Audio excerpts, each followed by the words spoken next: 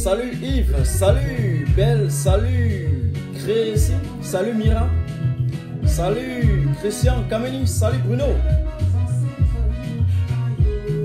salut Maurice Ismaël, non Israël autant pour moi, salut Tefa, salut à tous ceux qui nous retrouvent dans cette conférence vidéo que je dois improviser parce que, bien entendu, depuis la semaine passée, il était prévu que nous puissions nous rencontrer en live, en conférence, pour pouvoir donner notre point de vue en clair, pour pouvoir déconstruire le mensonge étatique et l'escroquerie politique qui est en train de se mettre en place au Cameroun. Eh bien, j'ai fait un flyer pour annoncer ce direct, mais pour des causes d'empêchement, je n'ai pas pu tenir le live. Et oui, c'est vrai, j'étais en déplacement et voilà, j'ai aussi vu, comme vous, les combattants qui ont empêché complètement la tenue, n'est-ce pas, de cette escroquerie au niveau de l'Allemagne, qui est un acte louable à saluer. Je ne pouvais pas intervenir parce que j'étais en déplacement. Donc, je me suis retrouvé dans l'obligation morale d'improviser, n'est-ce pas, cette conférence. Et bien entendu, vous partagez Nancy, je vous salue Bruno, Gabi. Vous partagez donc et nous allons nous entretenir pendant presque 1 heure de temps. Je vais marcher autour d'un prisme qui sera constitué de 2 ou 3 angles. Je pense que nous allons d'abord féliciter les combattants qui ont mené cette action. Nous allons dans un second temps essayer de montrer l'échec d'une consultation préalable d'un dit dialogue national. Et bien entendu, nous allons sortir en présentant clairement ce dialogue comme étant un échec total. Salut Cédric, salut Kali, salut à tous ceux qui nous retrouvent maintenant. Partagez et bien entendu, je vous fais confiance pour que vous puissiez envoyer autant de cœurs pour protéger notre live, pour protéger ou nous sauver contre la force cybercriminelle des Biapol, comme vous le savez d'habitude.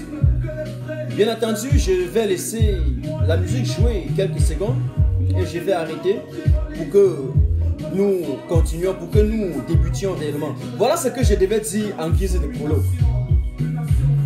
Je salue ici Michael, je salue Jeannette, je salue Amit, je salue Bertol. Combien de gens tu veux encore assassiner?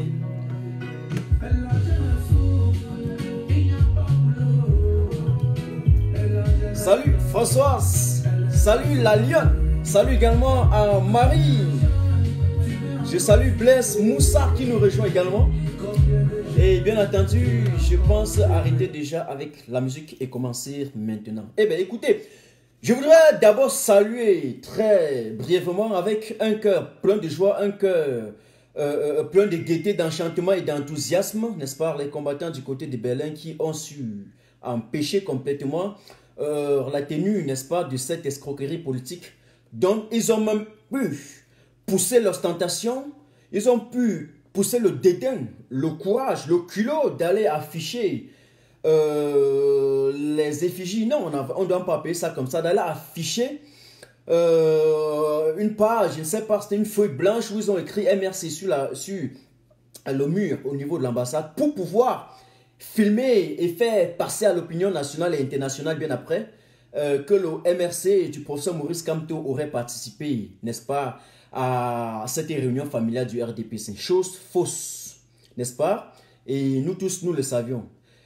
Au fur et à mesure que nous allons continuer, vous allez bien entendu partager le live et envoyer autant de cœurs pour protéger. Salut Blaise et bienvenue déjà sur Martin Tajo officiel. Donc c'est un acte à saluer. J'ai vu certains, puisque j'écoutais aussi en coup de route comme vous sur le portable, que matin ou non, je vis à 600 km de Berlin. Et donc, parce que j'ai une activité à mener, s'il y a une activité conjointe à y mener, si on n'est pas informé au préalable, à moins 4 heures, tu ne peux rien. C'est ce que vous devez savoir. Voilà, c'est une chose. Donc, on devait plutôt louer le courage de ceux qui l'ont fait parce qu'on sait que tout le monde est important dans le combat. C'était très bien précisé. Je salue Diff et Olivier, c'est Chana, je pense bien. Oui, pour la perspective, pour en tout cas la force, le courage qu'ils ont eu. Nous savons comment ces actions ne sont pas faciles, surtout lorsqu'on a eu l'occasion d'aller affronter le président de la République imaginaire ou bien le président sortant Biapol en question. Voilà, on sait ce que ça donne, on sait ce que ça vaut comme énergie, comme détermination, comme courage. Ça, c'est une chose que je voudrais dire. Maintenant, je voudrais continuer sur la consultation d'un soi-disant dialogue national. Ce que nous allons appeler le dialogue, ce que nous avons appelé autrement la sardinari, la grande sardinadie nationale, la réunion familiale du RDP, c'est une tripartite bis. Donc, lorsqu'on dit qu'il y a une consultation, il y a un dialogue national, mais pourquoi Martin Tajo et beaucoup d'autres Camerounais disent qu'ils ont échoué au préalable? Parce qu'il n'y a d'abord aucune nomenclature. Le régime de Yaoundé, le régime illégitime de M. Bia, n'a mis sur pied aucune nomenclature bien définie. Il n'a défini aucune nomenclature. Le régime n'a pas mis sur pied des personnes neutres, des intermédiaires pour aller rencontrer au niveau de la prison ou au niveau des régions du nord-ouest et du sud-ouest ou bien dans la diaspora, des personnes, des acteurs influents qui peuvent venir participer à ce dialogue. On ne peut pas vouloir dialoguer et imposer soi-même les conditions d'un dialogue. À partir de là, ce n'est plus un dialogue, c'est un monologue, c'est même un soliloque. On ne peut pas vouloir dialoguer. Et en même temps, dire les conditions, dire ce qu'il faut pour ce dialogue. Non!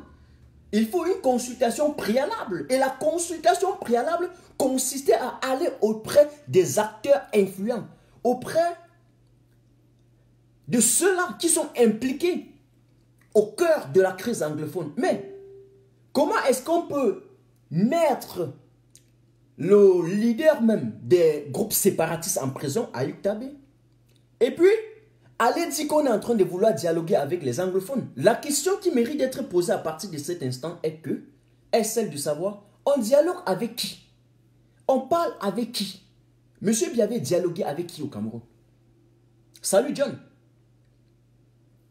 Il a fait sciemment d'esquiver dans son discours méprisant, dans son discours arrogant, dans son fameux discours, dans sa répétition légendaire, la répétition historique, comme il en a l'habitude, d'esquiver sciemment la crise post-électorale. On ne peut pas parler d'un dialogue national, dit inclusif, en esquivant sciemment, en faisant exprès de fuir la crise post-électorale. Il y a question encore de savoir, même si le professeur Maurice Kamto vous a fait comprendre qu'il était même prêt, que si on allait compter les voix et qu'il avait échoué, il devait s'incliner. Vous n'avez pas pu prouver aux yeux du monde entier que vous avez gagné. Après avoir fait venir au Cameroun des chasseurs d'oiseaux internationaux, des bandits de crépuscules, les SDF, les sans-papiers, les sans-domicile, pour masquer une fraude électorale, pour blanchir une mascarade. Et puis aujourd'hui, vous avez été incapable de prouver cela. Mais vous avez pris celui qui a gagné les élections, vous avez mis en prison. Ok, vous avez appelé au dialogue. On a dit que nous tous, nous voulons le dialogue. Le dialogue voudrait dire quoi? Qu'on s'assoie avec les anglophones et qu'on arrête la guerre. Le dialogue concernait avec deux aspects, la crise anglophone et la crise post-électorale. Comment donc dans un pays comme le Cameroun, un monsieur peut venir nous faire comprendre qu'il veut dialoguer avec un peuple dont il a lancé la guerre contre ce même peuple, mais en maintenant les leaders, ceux qui sont mieux placés pour diriger ce pays, pour dialoguer, en tout cas pour porter la voix de ces sans-voix, de cette population meurtrie en prison. Comment est-ce que ce monsieur veut dialoguer avec le peuple camerounais, sachant que tout le peuple est maintenant derrière le professeur Maurice Kamto, qui par ailleurs a été élu majoritairement, légitimement, et qui est maintenant en prison? Comment vous voulez dialoguer avec quelqu'un alors qu'il est encore en prison? Comment vous allez pouvoir convaincre le peuple camerounais? Eh bien, Monsieur Bia j'ai l'impression que ce sont des gens, ils n'aiment pas apprendre des erreurs du passé. L'histoire ne les enseigne pas. Monsieur Paul Biya, nous vous avons prouvé pendant longtemps que vous n'avez jamais précisé aux yeux du monde que vous voulez diriger le Cameroun pour le développer. Vous n'avez jamais précisé quelque part que vous voulez l'avenir du Cameroun. Vous n'avez jamais précisé que vous voulez développer le Cameroun. Zéro. Vous avez démontré à suffisance que vous êtes là pour vos intérêts personnels au détriment de la majorité écrasante du peuple camerounais. Vous avez prouvé. Vous avez prouvé que vous pouvez prendre un Cameroun de la prospérité et ramener dans la misère. Le peuple camerounais le sait. Nous ne sommes même plus à ce niveau aujourd'hui. Mais, il faut revenir en 91.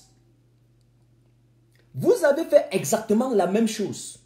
La même chose. Quelles étaient les conditions de la tripartite en 91? Et il y avait deux, bon, ou bien trois. Le code, la réforme du code. Il y avait un aspect lié au code électoral, un aspect lié à la liberté de presse et un aspect lié au multipartisme. Mais vous avez pris toutes ces résolutions, vous avez mis dans le tiroir et vous avez fermé. Mais ça, c'est une parenthèse, je vais y revenir. Continuons d'abord avec cette consultation préalable. Quelle était l'urgence de tenir automatiquement, ipso facto, un dialogue maintenant, un dialogue dans 2 semaines? Là, nous sommes déjà le 21, donc dans 1 semaine. Pourquoi faire cette sortie précoce? Puisque vous êtes toujours des prostituées intellectuelles, vous éjaculez intellectuellement précoce, vous sortez pour dire automatiquement à la fin du mois, il y aura un dialogue.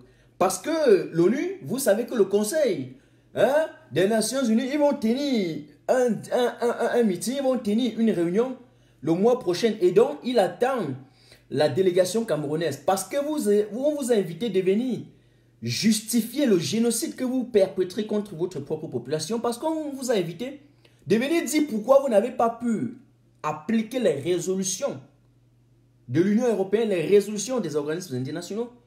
Et là, vous improvisez un dialogue. En fait, vous improvisez un dialogue exclusif. Vous improvisez une sardinadide nationale, appelée dialogue national.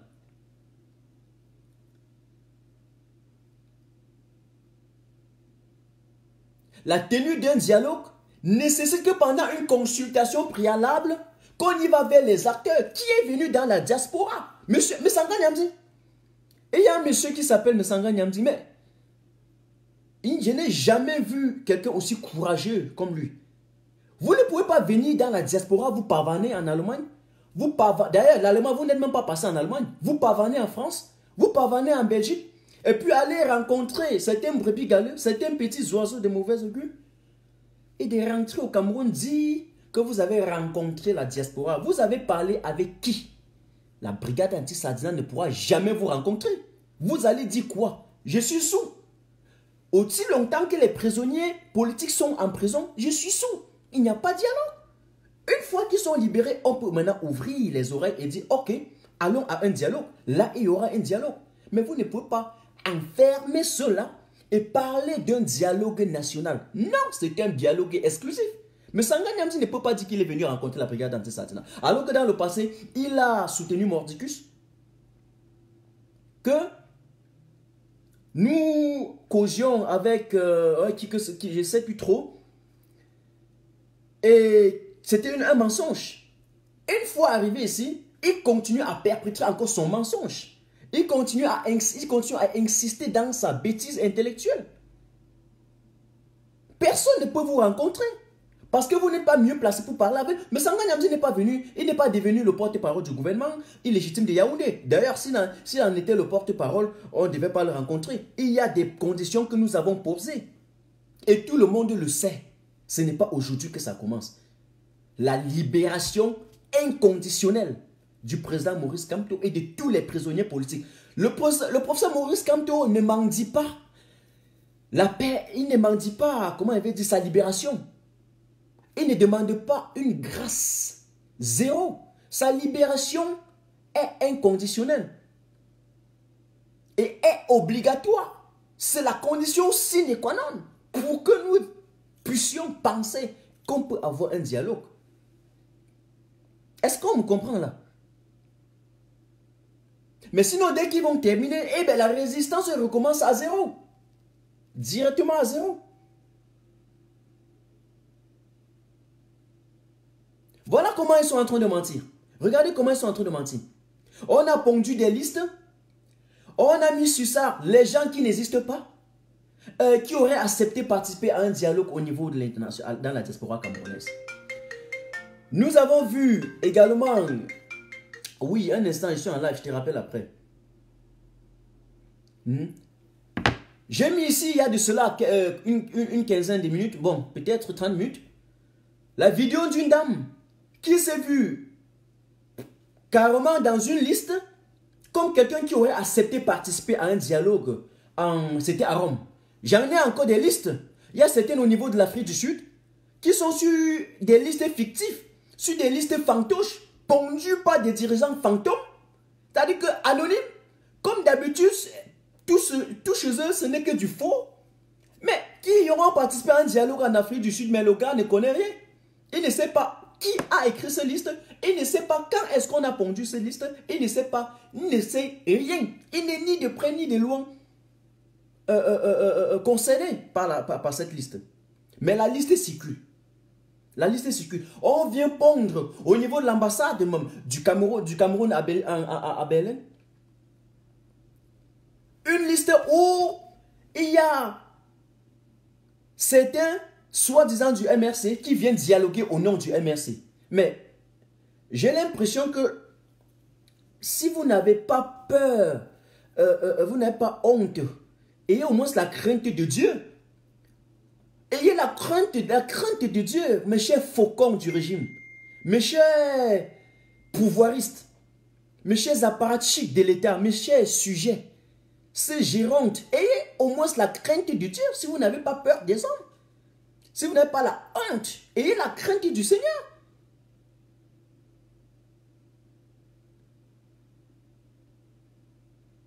Et donc, voilà ce que je voulais vous dire en guise, n'est-ce pas, de consultation préalable. Donc, ils ont échoué dans la consultation. Ils ont complètement échoué. Une fois que j'ai dit cela, c'est très important d'entrer dans une seconde phase, le dialogue lui-même. Ok? Je vais vous dire ce soir, M. Paul Biya veut gagner la guerre contre sa population. Il ne veut pas gagner la paix. Je recommence. Paul Biya veut gagner la guerre contre le peuple camerounais, mais il ne veut pas gagner la paix. Parce que lorsqu'on veut gagner la guerre et qu'on dit qu'on a gagné la guerre, on a vu la première, la deuxième guerre mondiale, tout ce qui est possible. Vous avez vu ce que les Américains ont fait. On a gagné la guerre, certains ont gagné la guerre contre les autres parce qu'ils ont réussi à les assassiner massivement. Ce que M. Biya est en train de vouloir faire au Cameroun, c'est de tuer systématiquement massivement les anglophones, de telle façon qu'à un moment donné, il va vous dire qu'il a gagné la guerre. Mais vous allez croire qu'il a gagné la paix. Zéro. Je peux mener la guerre contre vous, je vous assassine, je vous tue tous. Et puis je dis que j'ai gagné la guerre, c'est une évidence. J'ai gagné la guerre. Mais est-ce qu'il y a la paix? Gagner la guerre ne veut pas dire gagner la paix. J'ai répété plus de 5 fois, n'est-ce pas? Donc, M. Biya peut envoyer des convois militaires continuer à liquider, à lyncher le peuple anglophone, à tuer les anglophones. Il peut continuer à déclarer officiellement la guerre contre sa propre population et multiplier les canons, multiplier les chars de guerre, ramasser, acheter tous les Kalachnikovs du monde entier pour écraser 20% du peuple camerounais. Mais il n'y aura pas de paix. Une fois qu'il aura tué, les autres vont se lever. Il y a déjà les enfants guéris qui sont en train de naître de part et d'autre. Lorsqu'on parle des déplacés anglophones, on vous dit qu'il y a plus de 500 000 déplacés internes. Qu'est-ce que... Ayez l'esprit philosophique. Ceux qui se déplacent et qui ont vu liquider leur maman, qui ont vu tuer les parents, qui ont vu tuer leurs frères et sœurs. Mais vous pensez qu'il faut arriver à Yaoundé, à Douala, cet enfant-là, il y a la psychologie en place. Il a besoin d'un suivi parce que plus tard, l'enfance est le père de l'humanité. Lorsqu'il va encore revivre les images, lorsqu'il va parcourir son répertoire, il va se rendre compte qu'il a perdu toute sa famille. Eh bien, je pense que il ne pourra pas rester sans réagir.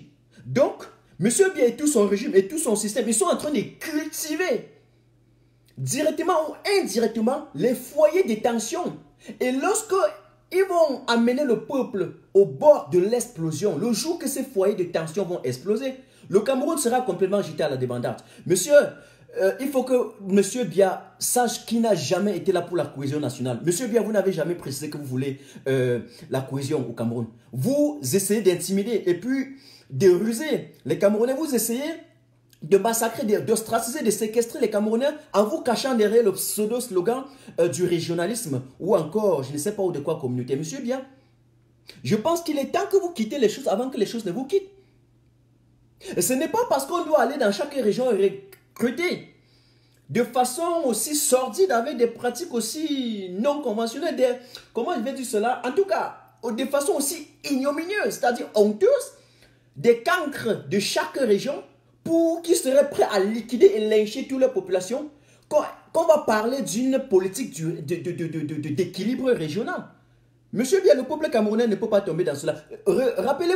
Rappelez-vous, François Fanon nous disait que chaque génération devrait dans une relative opacité découvrir sa mission. L'a trahi ou l'accompli. Mais le peuple camerounais a découvert une mission en 2019. Ce n'est pas la mission des 90. Non, vous avez réussi à assassiner et tuer comme ça en 90. Ça passait. Mais aujourd'hui, en 2019, ça ne se fera pas. Parce que nous allons vous battre, monsieur Biya, sur le plan politique, sur le plan médiatique et encore sur le plan communicationnel. Vous le voyez?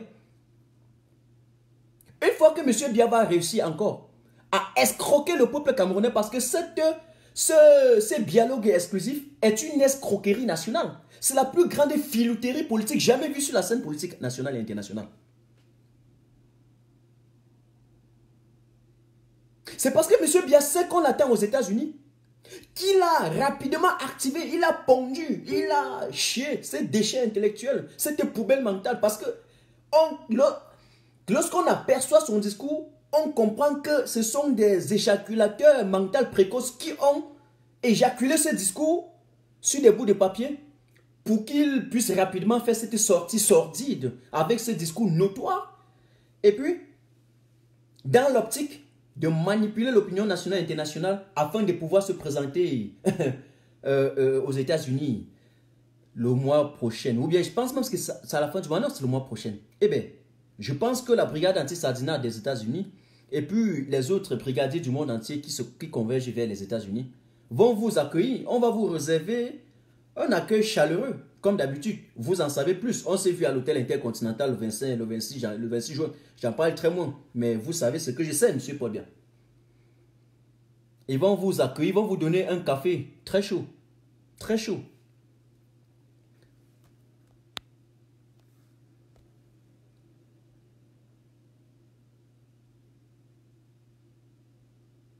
Le dialogue ne concerne pas quelques partis politiques transfuges du parti au pouvoir. Le dialogue ne concerne pas tout simplement la famille politique RDPCiste qui, en tout cas, est constituée des hommes, des dirigeants de transit. Non, nous ne voulons pas les nomades là. Le dialogue dont on est en train de vous parler en clair, ce sont les nomades. Ceux qui détiennent 4 passeports au Cameroun, qui iront là-bas. Ceux qui ont assassiné le peuple camerounais, ceux qui ont complètement tué l'avenir du peuple camerounais et qui sont prêts. Lorsqu'ils cultivent les foyers de tension, ils attendent le jour que ça va exploser et puis ils ont déjà leur nationalité, ils vont fuir. Ce sont eux qui partent faire ce dialogue exclusif, appelé dialogue national. Monsieur Biya, il y a une question qu'on doit poser aujourd'hui, puisque je vous ai dit que c'était un dialogue, c'est l'échec d'un dialogue. Mais, où sont passées les résolutions de la tripartite? Bon, ok, j'étais un peu trop gamin, l'histoire nous enseigne quand même. Hein? Les mémoires nous enseignent. J'ai évoqué dans le prologue de cette conférence 3 sujets. 1. Le code électoral. 2. La liberté de presse. 3. Comment on va dire ça? En tout cas, la liberté d'expression. Le multipartisme. Mais, monsieur Biya, qu'en est-on de la constitution de 96 qui a été une constitution votée à la sortie de cette tripartite et donc promulguée en 96? Où est passée la décentralisation? Puisque la décentralisation dans un pays nécessite et consiste à dire que on doit complètement décongestionner l'État central. Mais, il me rappelle, il me souvient quand même qu'au niveau du Cameroun, on a encore certains gens qu'on appelle les délégués du gouvernement. Dans un État décentralisé, sauf si ma formation intellectuelle me trompe, on ne devrait pas trouver, lorsqu'il y a des maires qui sont des représentants des collectivités territoriales les plus décentralisées, on ne devrait pas retrouver à la tête de ces maires-là encore des soi-disant délégués du gouvernement. Un délégué du gouvernement sert à quoi lorsqu'il y a déjà un maire? Il sert à quoi? À voler l'argent du peuple, à venir assujettir et infioder encore le maire de telle façon que le maire n'a plus de pouvoir. Voilà ce qui se passe au niveau du Cameroun. On vous trompe comme ça à travers du temps, vous acceptez.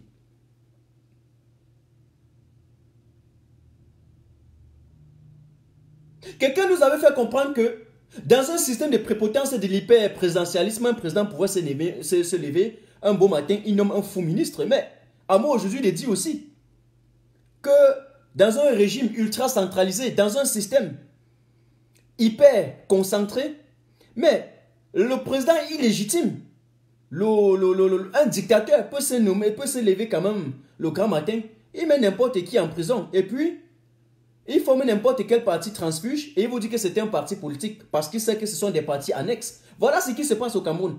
Ce fou-là qu'on a nommé, ce parti transfuge du parti qu'on a nommé, et ils ont couru très tôt le grand matin pour aller pondre les bouts de papier, dit que ce sont des propositions. Mais quel genre de propositions? Je ne voudrais pas attaquer certains parce que vous connaissez jusqu'aujourd'hui, mon objectif c'est le combat. Je n'ai pas le temps à perdre pour des petits... pour des nourrissons en politique. On les voit, ceux qui viennent gesticuler avec des mentalités embryonnaires en politique, on les voit. Je les accorde un peu le temps, je les laisse parce que c'est des gens qui veulent récupérer en 2025. Je les garde encore. Pour l'instant, ils n'ont pas de place dans l'arène. Je les laisse. Et là où j'interpelle maintenant les combattants et tout le peuple camerounais, du nord au sud, de l'est à l'ouest en passant par le centre, de faire très très attention. Lorsque vous allez constater que ces gesticulateurs politiques, ces embryons politiques, lorsqu'ils sentent qu'ils sont en perte de vitesse, courent le grand matin pour attaquer le professeur Maurice Kamto, pour attaquer le MRC, parce qu'ils savent que le MRC a une Chine politique. Et donc, ils savent qu'en attaquant, par exemple, le MRC et le peuple, eh bien, on va se lever pour parler d'eux, ils vont renaître. Faites très très attention. Ne donnez jamais la visibilité à quelqu'un dans la vie lorsqu'il n'en a pas la hauteur, la posture, la carrure d'avoir cette visibilité-là. Faites très très attention. Ok? Donc, ils sont nombreux. Je le dis en politique, pour en autant, j'en ai l'habitude de le dire, même dans le combat. Donc, faites très, très attention.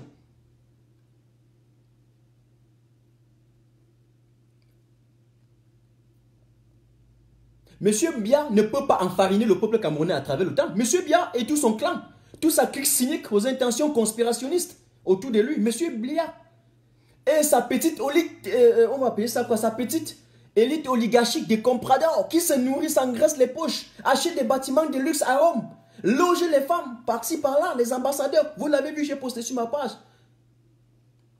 Et se gonflent le torse sur le dos de la majorité écrasante du peuple camerounais. Monsieur Biya et ce clan-là, de ceux-là est lancé aux pratiques magico-anales de Yaoundé, qui lancent la population dans la détresse et s'en vont se confesser la conscience et tranquille dans des bureaux, dans des grands bureaux climatisés de Yaoundé. Mais, monsieur, sachez que vous avez le peuple camerounais désormais derrière votre dos.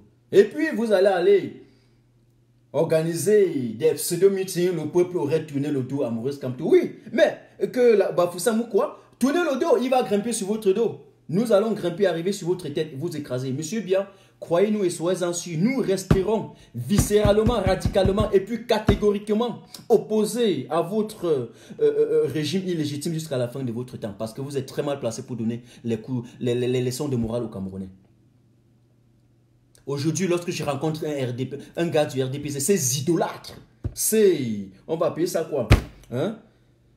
Ces idolâtres des politicons du RDPC, eh bien, j'ai envie de vomir, j'ai un sentiment d'amertume, j'ai un sentiment je suis ahuri, je suis désarçé, je suis complètement touché lorsque je les rencontre. Si on vous demande votre combat c'est quoi, vous allez dire que votre combat c'est quoi? Quel est votre combat? Vous combattez quoi? Vous, à l'ambassade, vous êtes du RDPC, vous combattez quoi?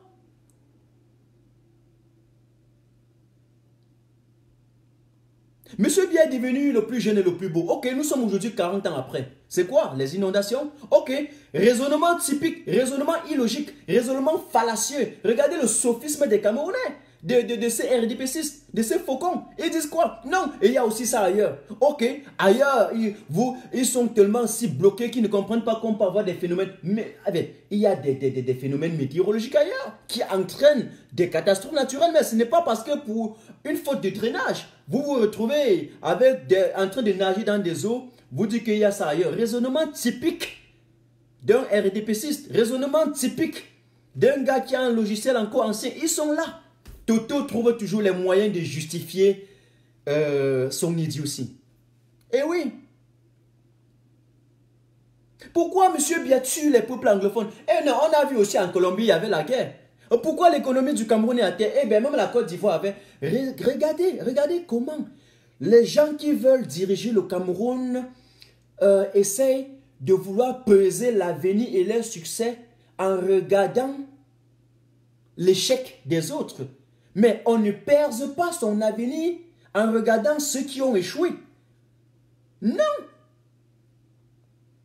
Lorsque vous voulez réussir dans la vie, vous identifiez dans la société ceux qui ont réussi. Lorsque vous voulez être intelligent, vous regardez dans la société ceux qui sont intellectuels et vous vous identifiez à eux.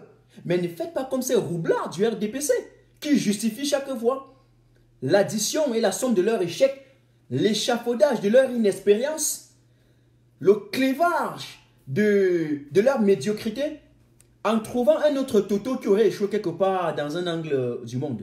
Ça, c'est un raisonnement typiquement RDPciste.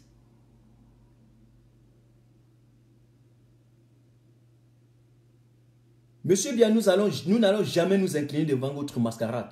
Nous n'allons pas accepter cette nouvelle filouterie politique. Nous n'allons même pas accepter cette nouvelle roubladise. Après avoir trempé le peuple en 91. Mais j'ai l'impression que le temps avance. Mais vous reculez.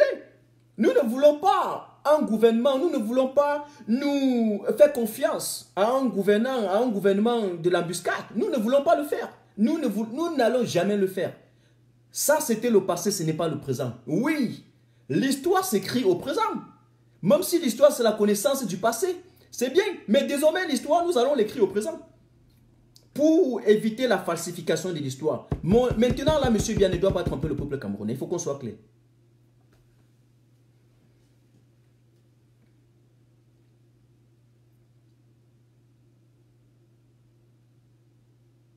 Comment quelqu'un qui a volé pendant 37 ans, du coup, il va devenir sain, sympa, humble, droit, ok, véridique, honnête, comme ça là, pas un laps de temps, pas un laps de temps. Il a opéré quel cataclysme, quel miracle. C'est normal.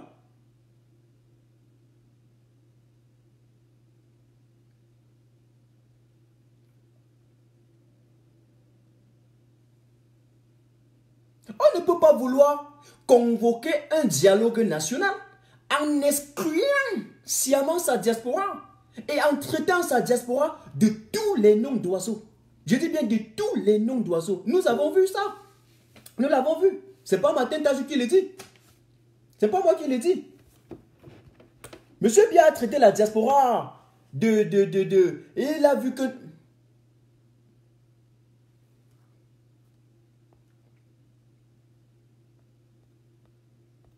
Monsieur Biya traite sa diaspora de sans-papier. Même dans son dernier discours, on a vu comment Monsieur Biya a insulté la diaspora. Je ne voudrais pas revenir sur ces thèmes parce que je n'ai pas besoin de ça. Mais en guise de résumé, vous le savez tous. Il nous a traités de tous les noms d'oiseaux. En même temps, il appelait à un dialogue national.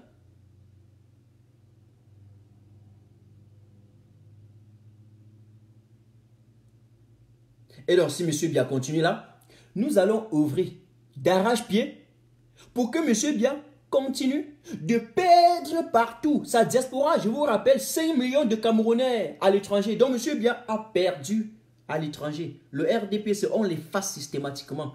Le dialogue ne concerne pas quelques partis politiques transmis du parti au pouvoir. Ça ne concerne pas le parti unique. Ce n'est pas la dictature du parti unique. Ça ne les concerne pas.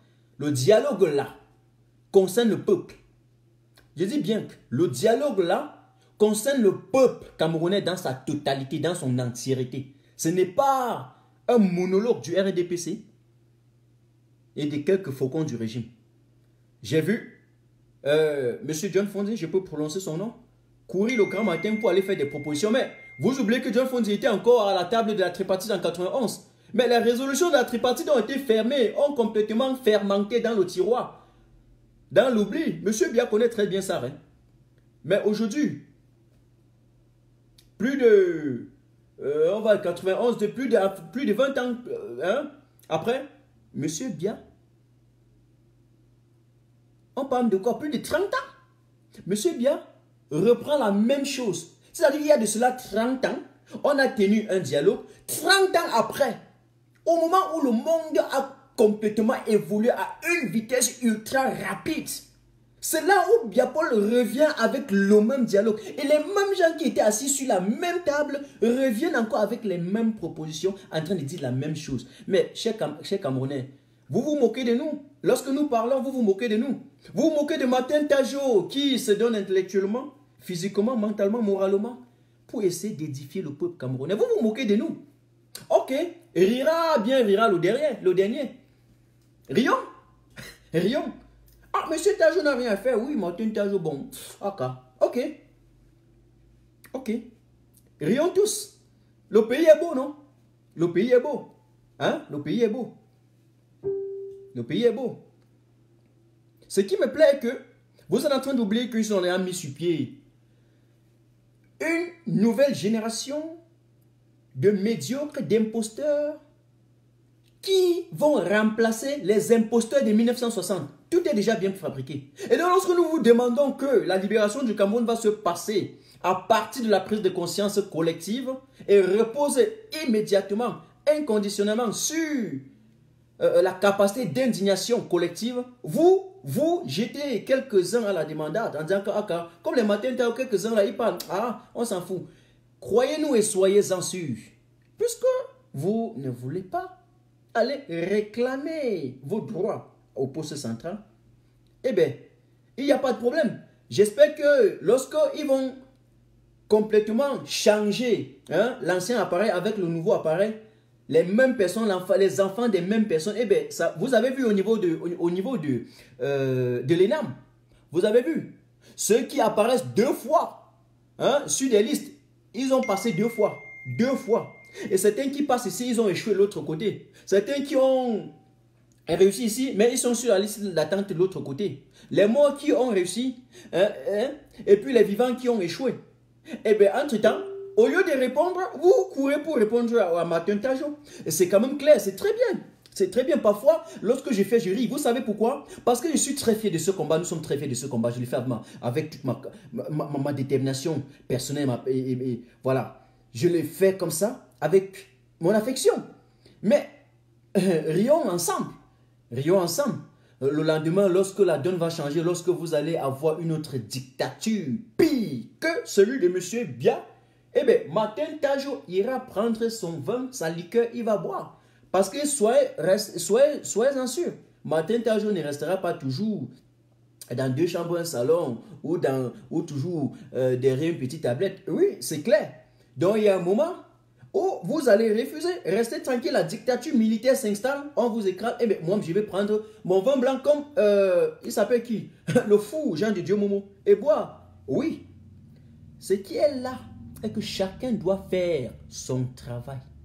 Chacun doit poser sa pierre. Le peuple camerounais a l'obligation historique de se lever et réclamer sa liberté. La diaspora fait sa part. La diaspora a fait sa part, continue de le faire. Personne ne doit empêcher que la diaspora fasse sa part. Personne ne doit empêcher à Martin Tajo de faire sa part. Mais ceux qui n'ont pas fait leur part, ce sont eux. Vous aurez la morale complètement troublée.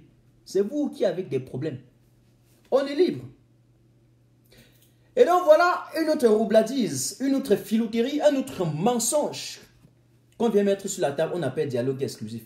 J'ai envie de poser encore une fois de plus la question. Monsieur Biya est en train de dialoguer avec qui? Répondez. Répondez, nous sommes à présent encore 400. Répondez.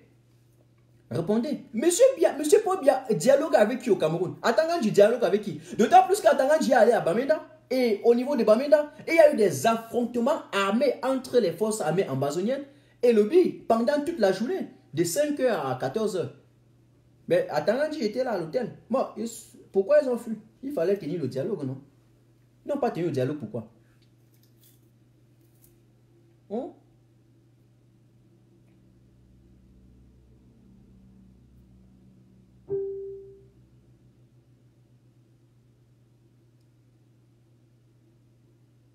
Donc, voilà en clair ce que je voudrais vous dire ce soir.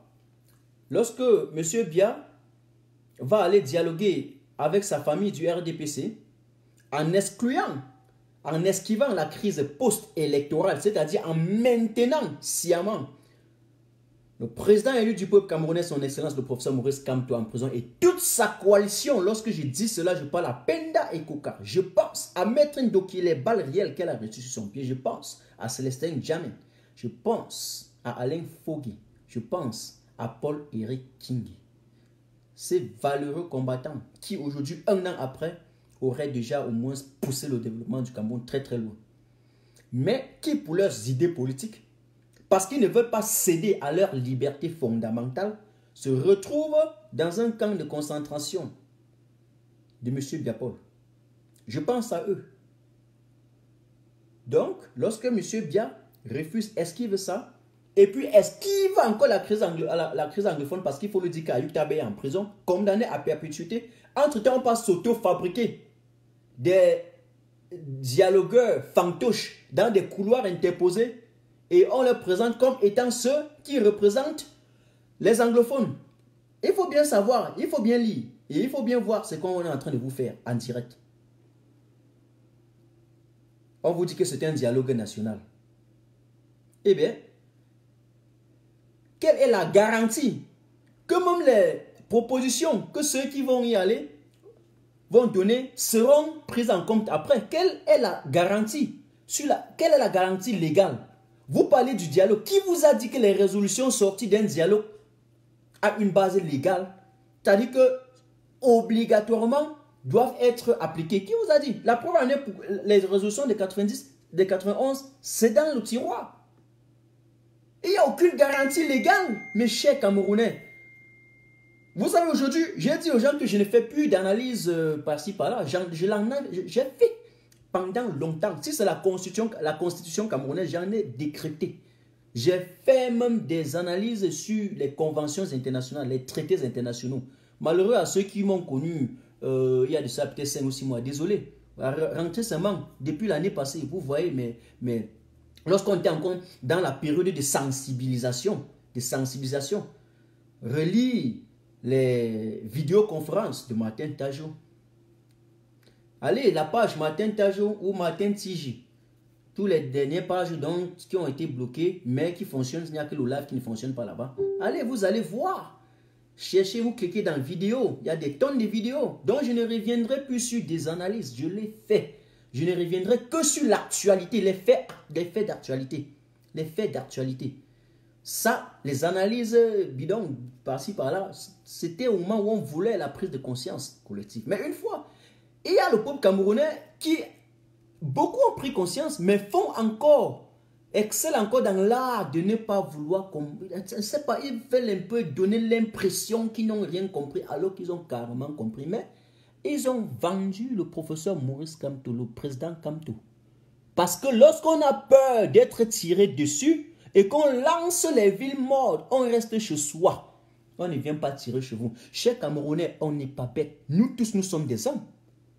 On est d'accord? S'il y a une chose qui m'a énervé dans la résistance jusqu'à aujourd'hui, c'est le fait que nous avons lancé les villes mortes. Aucun Camerounais n'a fermé. Quand tu as compté sur vous sur ça, hein, n'oubliez jamais. Hein. N'oubliez jamais.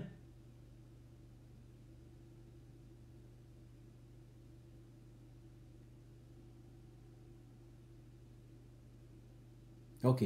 Donc, monsieur Biya, pour terminer, retenez que un dialogue dit national consiste ou nécessite automatiquement un diagnostic préalable, une consultation. Et une consultation préalable consiste à dire qu'on doit envoyer des médiateurs neutres, rencontrer les acteurs influents. C'est ça. On ne peut pas vouloir dialoguer alors qu'on a déjà pris parti. Diongout est du RDPC, Atanganji du RDPC, tous du RDPC, les partis transfus du RDPC, les militants du RDPC, tous ceux qui RDPC, tout RDPC. Les mêmes gens qui étaient en 91 se retrouvent là, ils partent s'asseoir. C'est pour faire quoi? Entre-temps, on vous dit qu'on va parler de la crise anglophone et de la crise post-électorale. Les deux sont en prison. Ce n'est pas la sorcellerie en plein 21e siècle, c'est quoi? C'est quoi?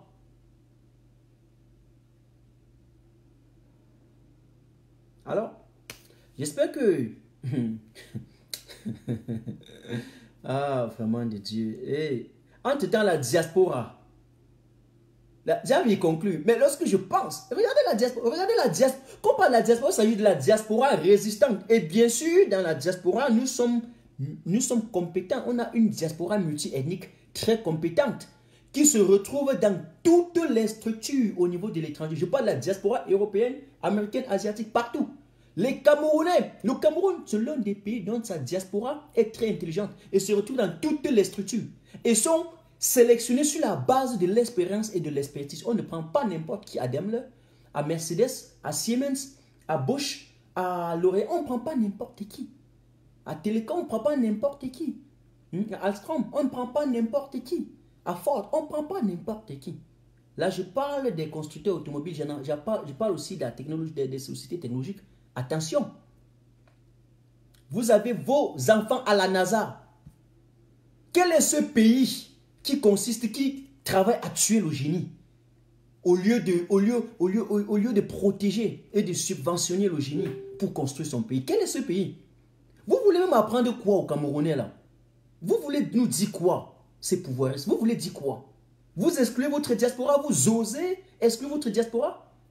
Jusqu'en 2015, c'est vos sites de statistiques qui ont publié l'argent que la diaspora a envoyé au Cameroun de façon informelle. On parle de plus de 600 milliards. Mais vous avez vu en 2018, c'est-à-dire directement après que la crise anglophone s'est crispée, après que la situation s'est crispée, on a baissé, on n'a même plus atteint 1 milliard.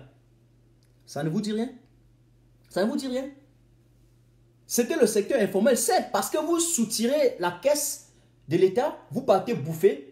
Et la diaspora soutenait cela de façon informelle. Ce n'est que ça, même si on n'a pas construit l'autoroute. C'est clair de telle façon que, in fine, les Camerounais n'ont pas vu que l'économie était en paralysie. Juste parce qu'il y avait cette balance-là avec la subvention informelle de votre diaspora. On peut vous sortir les fiches. J'en ai encore les dernières fiches que j'ai. Il y a les archives. J'ai les dernières fiches d'envoi. C'est là. C'est là. Et donc, M. Biapol dégage avec toute sa bande de médiocres, ceux qui mangent sans travailler, les paresseux. Dégagez tous. Eh bien, la diaspora va vous prouver comment est-ce qu'on peut construire son pays. Nous, qui cotisons pour essayer de remonter les prisonniers politiques, nous, qui essayons d'envoyer de façon informelle, nous encore, vous allez encore voir les mêmes faces devant les claviers, cette fois-là, pour cotiser et créer des sociétés d'action au Cameroun, pour embaucher les Camerounais, pour construire au Cameroun. Vous verrez, vous êtes pressés. Mais Biapol dégage, voilà la condition. Puisque vous ne voulez pas dialoguer, vous n'avez jamais... Qui vous a même fait croire que M. Paul Biya, un temps soit peu, a rêvé de dialoguer? M. Paul Biya a déjà voulu dialoguer? Quelqu'un qui a été recruté sur la base de son incompétence, sur la base de son indifférence face aux problèmes camerounais? Quelqu'un qui, lorsque le colon français le prend pour diriger le Cameroun, on a d'abord étudié la docilité du personnage. On savait que c'est le seul pion qui est capable, qui est facilement manipulable. Vous rêvez un seul instant que Paul Biya devait diriger, devait vivre en voulant le devenir du Cameroun? Non. Paul Biya fait tout pour protéger les intérêts français, les intérêts occidentaux. Paul Biya ne s'est jamais prononcé sur le franc CFA. On est d'accord? Ce n'était pas le premier à aller signer les accords de partenariat économique pour tuer l'économie de la sous-région. C'est-à-dire non seulement il tue l'économie du Cameroun, mais il paralyse autant pour moi l'économie de toute la sous-région. Doit-on encore revenir en économie? Vous savez ce que la crise anglophone lançait la guerre contre sa propre population. Vous savez ce que ça a donné comme ce que on a, vous savez la perte que le Cameroun a eue sur le plan économique. Vous savez les répercussions et les implications macroéconomiques que cela a eu. Doit-on encore parler économie? Vous savez le chômage qui s'en est suivi. Monsieur Biapol, il a le courage de parler. Je vais vous dire, j'ai l'impression même que parfois, l'indifférence des Camerounais n'est que le résultat peut-être d'une inculture. Parce que je pense que c'est un peuple qui est assez cultivé. Ne peut pas laisser passer autant d'énormités et autant de dictateurs, autant de médiocrité sur son sol, sans se lever.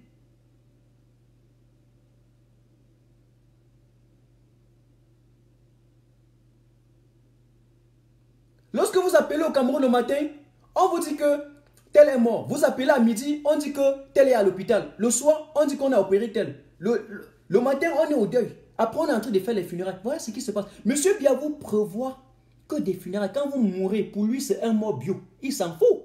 Monsieur Biya s'en fout. C'est un mort bio. Qu'est-ce qu'il vous réserve, Monsieur Biya? Il vous réserve quoi? Vous fréquentez, vous avez le bac, vous êtes pousseur. Vous avez la licence, vous êtes ben skinner. Vous avez la maîtrise, vous êtes moto-taximène. Donc, plus vous fréquentez, plus vous chômez. Voilà ce qui vous réserve. Et il s'en fout.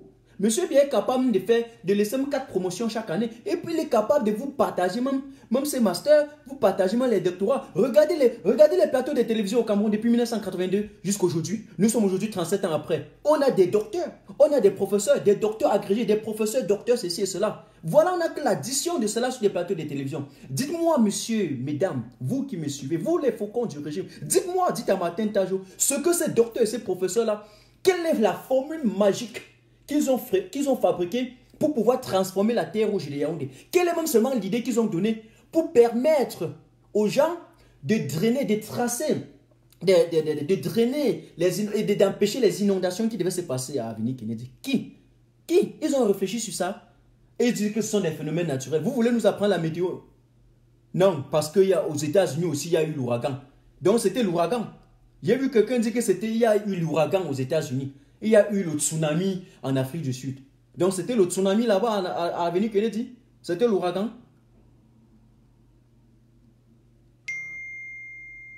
Chaque moment, lorsqu'une étoile veut s'élever au niveau du Cameroun, pas bien tu. Je vous rappelle que j'ai des docteurs, des professeurs, des prostituées intellectuelles qui sont en train de m'intimider dans mon immeuble parce qu'ils regardent, lorsqu'ils ont déjà, ils perçoivent, parce qu'ils ont quand même cette capacité de voir le génie. Lorsqu'ils ont l'impression que celui sur le lendemain pourra poser peut-être les bas d'un développement, il pourra s'en servir peut-être de son intellectualisme ou bien de son quotient intellectuel pour améliorer le cadre de vie des Camerounais. Du coup, on met les yeux, on te tue avant même que tu ne naisses.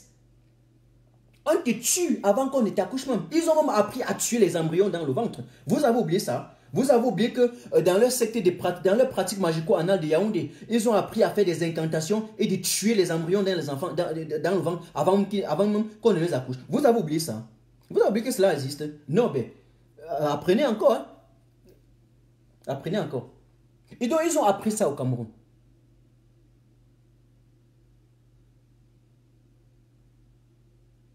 Monsieur Biya vient nous parler en 2019 d'un dialogue.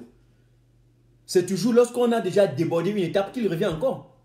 Il avance d'un pied, il recule de 3 pieds. Il avance d'un pas, il recule de 4 pas. Le Cameroun est 4 fois rien aujourd'hui en 2019 à cause des petits idiots, des cancres comme ça qu'on a mis au pouvoir. On dit même qu'il a le master. J'ai vu les Messangani me dire, justifié partout que Paul Biya aurait eu un master. Paul Biya n'a jamais fait le master dans sa vie. C'est un petit licencié. Eux tous, ils disent qu'ils sont passés par l'université de la Sorbonne. Ok. Ils fabriquent des gros mots, ils expliquent les mots, glissade, glissement, ils expliquent les gros mots. Et puis ça donne quoi? Quel est le résultat? Je suis un Allemand là, où je suis. Il y a là, on dit, ici c'est le pragmatisme. Le pragmatisme. Le résultat, c'est quoi? Où est le résultat? Un pays où les gens mesurent les capacités de performance avec le nombre de diplômes qu'ils ont. Mais il faut faire attention. Un pays où pour parler, on te demande si tu es docteur. Martin Tajo même parle ou, je ne sais pas, m'a dit comme ou, n'importe. On dit qu'elle a quel niveau?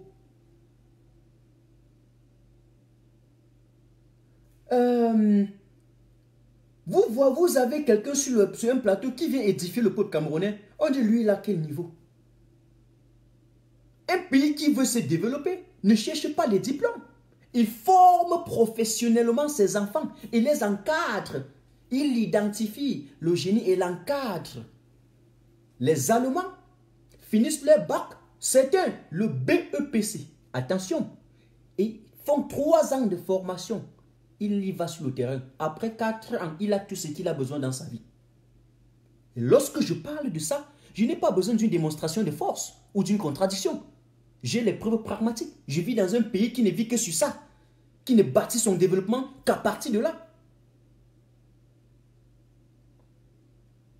Monsieur Biya ne pourra même jamais permettre qu'un Allemand prenne le pouvoir là-bas au pays, prenne un poste là-bas au pays. Je le connais, ils ne pourront pas accepter. Ils savent que quelqu'un, un gars qui a suivi, je dis bien un gars qui a suivi sa formation ici, bien sûr, un gars qui n'était pas du RDPC, parce que même si le RDPC a tellement son phénomène machiavélique, son phénomène maléfique est tellement fort que tout cela, même s'il arrive dans n'importe quel pays où on enseigne les valeurs, la discipline, la morale, n'importe comment, non, ils ne peuvent pas s'en sortir. Le logiciel est tellement formaté au niveau du Cameroun que c'est un peu ça. Je dis quelqu'un de la justice, un citoyen libre qui a suivi sa formation ici et qui a des bonnes valeurs et qui arrive au Cameroun, qui va appliquer ce que les Allemands faisaient, je vous dis, il y aura cette rigueur, il y aura cette moralisation, cette discipline. Carte sur table. Carte sur table. Prends. Ne me voyez pas, ne regardez pas Martin Tajou, je rentre là. Qu'il faut aller au port, à l'aéroport, où puisque ma compétence de base, c'est la science. Mais, mesdames et messieurs, c'est ça ou pas? On a besoin de ça au Cameroun. On ne peut pas continuer à laisser des gens qui vous brandissent des tonnes de diplômes, alors que le quotient même de leur réflexion intellectuelle est égal à 0. C'est-à-dire que lorsqu'ils ont fini à pondre les affabulations sur les plateaux de télévision, c'est de la démagogie. Ça donne exactement nul. Et rien. C'est-à-dire que quand tu prends le discours de 1982 à 2019, tu additionnes, tu fais la somme. Tu vois qu'ils ont dit les mêmes choses tous les jours sur tous les plateaux de télévision et qu'en somme, le Cameroun est resté stagnante. On est d'accord?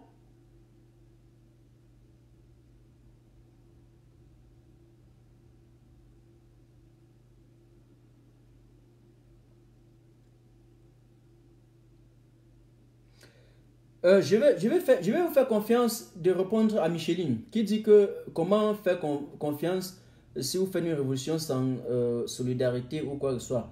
Vous savez que je vais te répondre, je vais te faire. C'est parce que beaucoup font le one-man show. C'est clair. C'est clair. Voilà.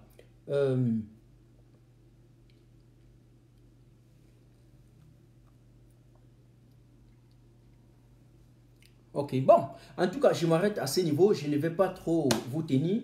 C'était en clair ce que je voudrais vous dire ce soir. Et maintenant, je vais entrer dans ma phase de communication, c'est-à-dire que déconstruire le mensonge étatique. Et pour cela, je viendrai en live autant que possible, avec ou sans personne. Parce que tant qu'on n'a pas fermé Vision Kaka et fermé la CRTV, ce sont eux qui prolifèrent le mensonge. Eh bien, MTO TV, Martin Tajou officiel, continue d'exister. Tant que M. Biapo n'est pas parti. Et à contrario, les prisonniers politiques ne sont pas dehors. Martin Tajou fonctionne. Et même lorsqu'ils seront dehors, Martin Tajou fonctionnera cette fois-là dans sa phase encore plus pratique que jamais de construction du Cameroun. Donc, c'est une évidence. C'est une évidence. J'entends un peu ça. Oh, les lives ne donnent plus rien. Ah, bon? Et tu dis à la CRTV que la communication, leur mensonge ne donne plus rien. Allô? Allô? Donc, on était ensemble. Je vous adore, comme d'habitude. Le combat a plusieurs dimensions. Donc, je multiplierai autant que possible les canaux que je peux pour communiquer. Autant que possible. Autant que possible. Même s'il faut passer par la comédie. Même s'il faut passer par quoi, je le ferai. Mais je suis l'une des personnes qui sera sauvagement opposée à M. Biya.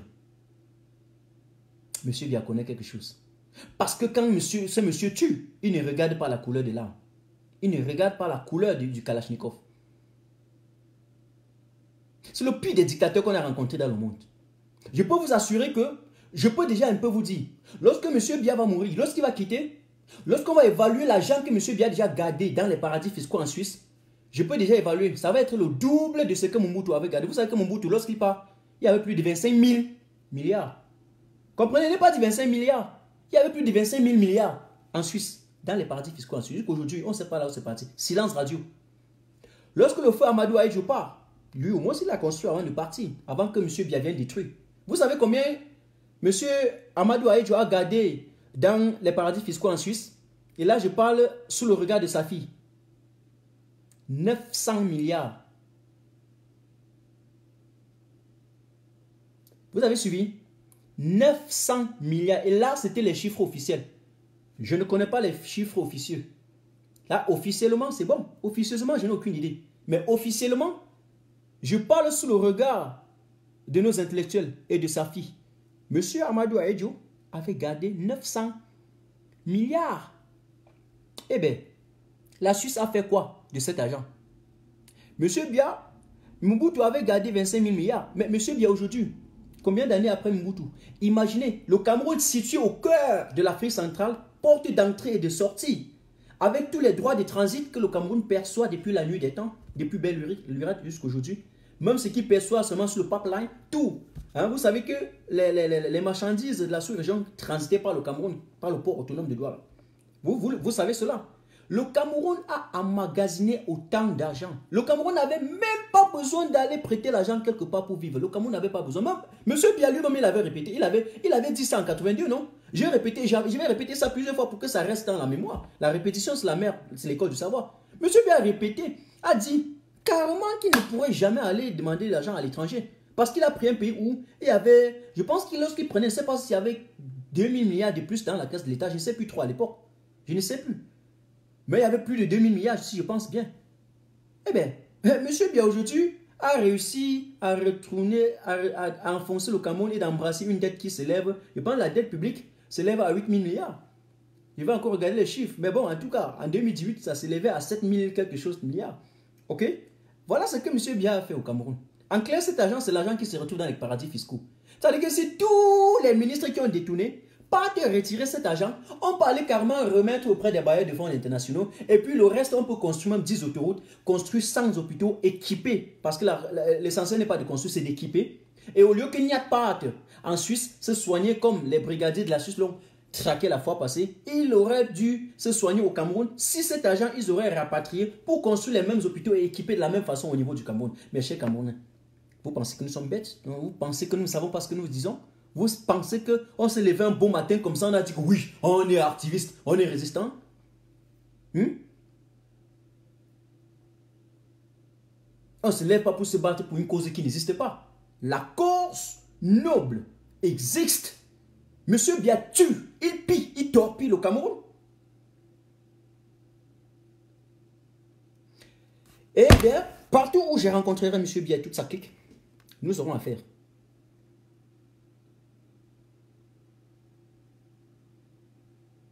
Je suis capable même de mettre off un mois, même 2.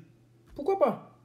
Mais il y a des choses, ça, soyez-en sûr que chaque moment, lorsque je me couche, ce qu'il y a un ensemble de choses, un ensemble de phénomènes que j'observe.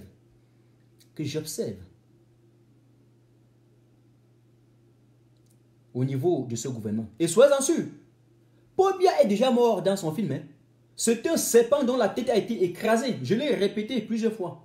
Et dont la queue est en train de bouger. Mais il juge, il jongle un peu avec la peur des Camerounais pour tenter de vous faire croire qu'il peut encore faire quelque chose. Mes chers Camerounais, si je sais que je mens, je ne ferai plus de résistance. Je vous dis, M. Biya a déjà perdu en abscisse et en ordonnée.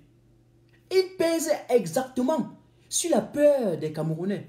Il essaie encore de vouloir intimider. Il passe encore certaines petites pratiques d'intimidation pour pouvoir s'imposer. Et puisqu'il voit que les Camerounais s'inclinent, il doit donc continuer à vous inféoder, à vous assujettir. Eh bien, monsieur Biapol va faire ça avec certains Camerounais, mais pas avec tout le monde. Je refuse de céder à mes libertés fondamentales. S'il y a l'une des principes que j'ai toujours tenu jusqu'à aujourd'hui, c'est que moi, je suis libre de penser. Je réfléchis par moi-même. Et donc, je ne peux pas laisser qu'on entrave ma liberté. La liberté de penser, c'est quelque chose de très important.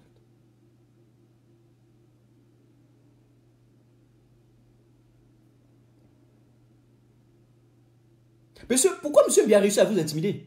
Parce qu'il a réussi à détourner tout l'argent des Camerounais. Il a réussi à le faire pour assurer sa sécurité personnelle, comme quelqu'un vient de le dire. Il détourne cet argent pour payer la milice. Monsieur Biya, s'il y a quelqu'un qui au Cameroun qui ne blague pas avec son salaire, c'est les militaires. Vous avez vu les militaires gréver un jour au Cameroun? Ou faire la grève un jour au Cameroun, puisqu'on ne dit même pas gréver. Vous avez déjà vu la grève des militaires comme ça? Facilement comme ça? Monsieur Biya ne peut pas tenter. Hein. Leur argent tombe. Même quand un militaire te dit qu'on n'a pas payé, sois sûr que c'est parce qu'on n'a pas versé ses primes d'émission. Hein. Monsieur Biya ne peut pas blaguer avec. Il paye ces gens.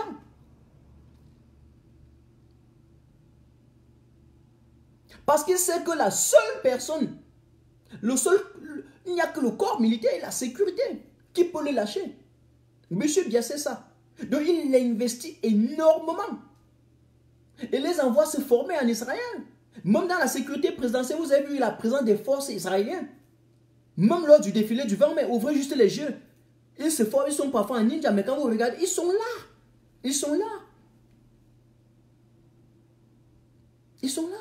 C'est ce que M. Biya fait. Et il pèse un peu sur ça pour pouvoir vous intimider. Chers Camerounais, vous sortez, M. Biya, si vous sortez seulement 5 000 à Yaoundé, M. Biya va chier. Il va pisser dans le caleçon. Dans les autres pays, lorsque vous vous rappelez, il y a l'autre qui est mort là. Je ne dirais même pas paix à son âme, parce que je ne sais même pas pourquoi la mort rôde toujours à tout autour et ne passe jamais sur la vraie voie. C'est quand même terrible parfois. Hein. C'est un peu comme ceux qui partent à l'église chaque dimanche. Ils prient matin, midi, soir, Dieu passe sauver tout le monde entier, sauf le Cameroun. Eh bien, vous avez vu Ben Ali.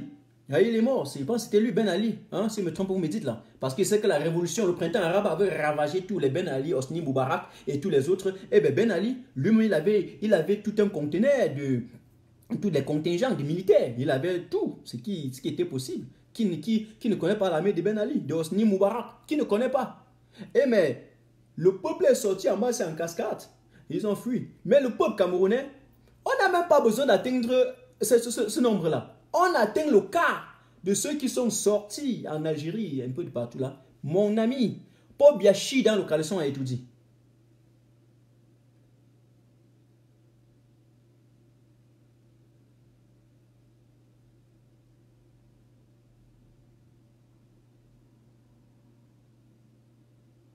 Eh bien, voilà ce que je voudrais vous dire. Je laisse comme ça. Je reviendrai. Je reviendrai. N'oubliez pas que le professeur Maurice Kamto n'a pas dit qu'il ne devait pas participer au dialogue. Il a dit qu'il pose une condition préalable. La libération, sa libération et la libération des prisonniers politiques est une précondition pour un dialogue. C'est clair, il était clair, propre. Parce que le dialogue, pour que les gens le sachent, pour avoir lu le programme du professeur Maurice Kamto, lorsque je parle de lui. Et d'ailleurs, non pas, même quand il parle de lui, quand il dit aux gens, même le livre ici là, ce livre-ci là, c'est comme, je vais dire, je vais appeler ça quoi? C'est comme la Bible. Je peux les lire même 4 1000 fois. Je peux les lire même 1000 fois. Ce livre-ci que vous voyez, je peux les lire 1000 fois, 100 000 fois. On peut les lire 100 000 fois. Vous ne serez jamais fatigué parce que c'est comme une Bible. Là, ça pose la précondition d'un développement. Je pourrais même faire un résumé en 2 heures de temps de tout ce livre, hein, en grand point, si j'ai le temps. Hein, je pourrais le faire. De telle façon, même si quelqu'un n'a pas lu, je tiens en 2 heures, si je fais le résumé de ça.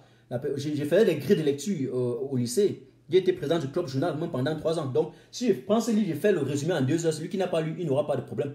Je vous assure. Mais je n'ai pas encore de temps pour ça. Je vais le faire un moment venu. C'est-à-dire qu'un bon résumé avec des thèmes clairs du professeur Maurice Kamto. Eh bien, en fait, c'était pour vous dire. C'était pour vous dire qu'il a posé juste une condition. Et puis, cette condition, c'est normal. Et parce que le dialogue est dans son programme. Comme toi a toujours été pour le dialogue national. C'est dans son programme politique, même déjà chiffré, de 88 pages. Il faut que les gens le sachent. Comme tu n'as jamais dit qu'il n'est pas pour un dialogue. Mais il a dit pour le dialogue actuel qui a été précoce. parce que le Paul Biya, avec le feu dans ses fesses, il a posé une condition. Et c'est ça, tous les gens qui devraient participer à ce dialogue et qui voudraient réellement se battre pour les Camerounais devraient poser leurs conditions. Paul Biya a posé sa condition. Et on sait que lorsqu'on va un dialogue, on pose une condition, ce n'est plus un dialogue. C'est ceux maintenant qui doivent venir faire ce dialogue, qui doivent poser aussi leurs conditions pour que ça devienne un dialogue. Donc ceux qui viennent juste pour concourir avec Paul Biya là, ils le font. Mais Paul Biya, Kamto a posé la condition. Et d'ailleurs, le résumé, nous l'avons mis sur la page. Je peux revenir demain soir, parce que je vais ressortir encore là. Je peux venir demain soir ou lundi soir. Vous résumez encore, hein. Je sais que je ne doute pas. Je ne doute pas, il y a beaucoup d'entre vous qui n'ont pas encore lu. Hein? Je suis clair, dites la vérité. Dites la vérité, Dieu vient derrière vous. Il y a beaucoup qui n'ont pas encore lu. Alors que ça ne coûte rien. Hein? Il y a beaucoup, je doute, je mens. Toi qui me regardes là, je mens. Toi, je mens. Tu as lu. Tu as lu le mémorandum du professeur Maurice Kamto. Tu as lu. C'est long, non? Quand on voit 10 pages, ça devient fou. Alors que la lecture n'est rien. Ok. Pour les 332 personnes qui sont ici, je vais vous faire confiance. Je voulais arrêter rapidement, mais parfois il va arrêter, ça ne passe pas. Je vais vous lire 2 pages en une minute. Vous allez voir. Parce que pour lire un livre, je vais vous dire un truc pour terminer là. Là, j'ai fini sur la consultation préalable du dialogue qui a échoué et le dialogue en tant qu'échec. Donc maintenant, sur cette partie, je peux un peu sauter, je peux un peu sauter en saut de plus rapidement là, pour que les gens ne soient pas étourdis. Je vais vous lire comment on peut lire rapidement. Quand vous prenez un truc, vous avez un crayon, vous lisez, vous notez juste ce qui vous paraît bien. Quand vous finissez la deuxième lecture, vous ne passez plus sur tout le livre. Vous passez exactement sur ce qui vous a paru très bien dans le livre, sur ce que vous avez noté, sur des éléments qui étaient bien pour vous. C'est tout. C'est comme ça. Et donc, et pour lire, ça ne coûte rien. En 4 heures de temps, je peux lire un livre de 150 pages. En 6 heures de temps, je peux lire un livre de 300 pages. Il suffit tout simplement 2 minutes par page. Et c'est fini. C'est fini. Donc, il y a une page que je voudrais lire à la page 112. La page 112 qui porte sur l'intellectuel et le pouvoir. Ok? L'intellectuel et le pouvoir. Ça me plaît beaucoup. Ça me plaît beaucoup. Je peux lire cette page-là rapidement si vous voulez. 2 pages. Vous allez voir, je vais les lire en 2 minutes. En 2 minutes, les 2 pages. Boum. L'intellectuel et le pouvoir. Le rapport du penseur au pouvoir doit être un rapport de rationalité qui n'est possible que par l'objectivité, d'où l'exigence d'une distanciation de l'intellectuel vis-à-vis du pouvoir. Ok? La distanciation est le recul pris par rapport à une chose. C'est l'écart que l'observateur instaure entre lui et l'objet d'observation. Tout discours raisonné sur le pouvoir postule cette distanciation. Je ne dis pas opposition. En l'occurrence, la distanciation permet de construire le pouvoir comme une réalité susceptible d'observation, de sortir de l'univers des passions tumultueuses pour tenter d'en faire une phénoménologie. Il ne s'agit pas là d'essayer de découvrir les structures transcendantes du pouvoir au-delà de toute construction a priori. À l'échelle sociétale, le pouvoir est singulièrement dans les états autoritaires un déterminant fondamental du cours de l'existence humaine. Il peut l'interrompre ou la laisser s'écrouler, il peut la tarir, autant pour moi, ou la faire déborder de son lit. Un mauvais gouvernement provoque non seulement la ruine de la société considérée globalement et abstraitement, mais plus concrètement des catastrophes familiales et des désastres individuels. Quand un pays mal géré et surendetté ne peut plus honorer ses créanciers, on dit qu'il est malade. Cela paraît bien abstrait pour le citoyen, mais quand une entreprise créancière de l'État asphyxiée par l'impôt dépose son bilan, chaque employé mis au chômage vit un drame individuel et familial. Et quand le pouvoir ordonne de tirer sur les chômeurs et les étudiants désorientés qui manifestent leur colère et revendiquent la liberté de pouvoir le dire, la tragédie s'installe dans les demeures. Ça, c'est le professeur Maurice Kamto. Le pouvoir n'est donc pas une pure abstraction et sa puissance matérielle ainsi que son poids sur le cours de nos vies nous interdisent d'avoir envers lui les élans irraisonnés. Bien sûr, nul n'est assez de pouvoir pour arrêter le transport des foules et les hystéries collectives. Du moins, ceux qui ont la capacité de la tâche et la tâche de penser devraient-ils s'efforcer en cette manière de tirer parti de leurs propositions d'extranéité pour alerter les consciences. Bon, en 2 minutes, qu'est-ce que j'ai fait? J'ai lu 2 pages. Et 2 pages en 2 minutes. En 2 minutes, j'ai lu 2 pages. Ça veut dire que peut-être moins de 2 minutes si on regardait. Ça veut dire que si vous voulez lire ce livre de presque 200 pages, hein, vous avez besoin de 2 heures de temps, c'est fini. Ça ne coûte rien. Alors, bon, c'était ce que je voudrais vous dire. Maurice Kamto avait sa condition, et c'est clair, on ne peut pas aller s'asseoir sur la table lorsque les acteurs influents sont en prison. Ayub Tabi est en prison, les autres sont à l'étranger, on les exclut, on les traite de tous les noms d'oiseaux, alors que ce sont eux, les leaders de la crise des groupes séparatistes. Vous voyez donc que c'est une filouterie nationale, c'est une deuxième roubladise, c'est une conférence nationale ou une tripartite bis en clair, c'est de la sardinadine nationale, c'est du dialogue exclusif qui ne consiste que simplement la réunion familiale du RDPC. Monsieur Biapol, lorsqu'il va réussir, il va finir par tromper tous les Camerounais. On va recommencer à 0. On était ensemble. Pour ceux qui ne veulent pas lire ça là, hein, si vous voulez, je vais vous lire ça en live. Je peux vous lire ça en live en 2 heures de temps. Hein? Donc, achetez et vous lisez. Hein. Achetez, vous lisez. Ça va être la Bible. C'est très très bien. Croyez-moi, soyez-en sûr. Tout comme le travail éloigne de l'homme 3 grands mots, le vice, la nuit, le besoin, la lecture éloigne de l'homme, bon, on va dire 3 grands mots aussi.